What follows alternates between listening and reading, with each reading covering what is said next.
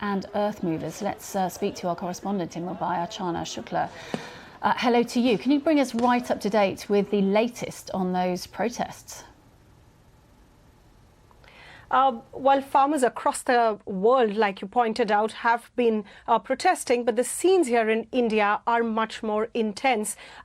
Farmers have been relentless for over a week on their demands. One is for a legislation or for minimum support prices for their crops, and two, that they should be allowed in a democratic country to march to the capital, New Delhi, for peaceful protests. But they have been stopped almost 120 miles away from the capital, with barbed wires, heavy metal barricading, and the government has been using drones to, drop tear gas shells to disperse the crowds. And but the farmers seem very relentless on their demands.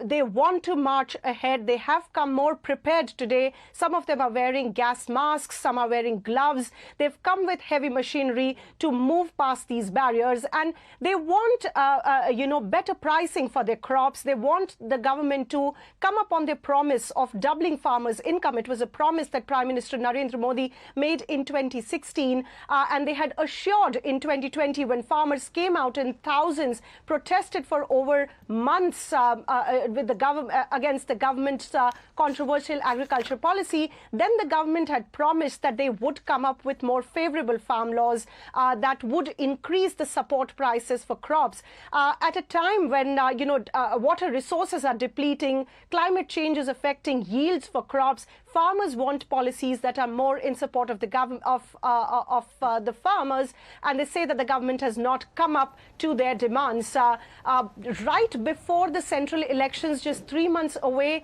this is something that the government does not want. They do not want to anger or alienate farmers, who form a very influential voting bloc, and hence they're trying both. They're trying to talk to the farmers, but at the same time trying to stop them from entering the capital. Okay, Archana, thank you. Clearly lots of issues there in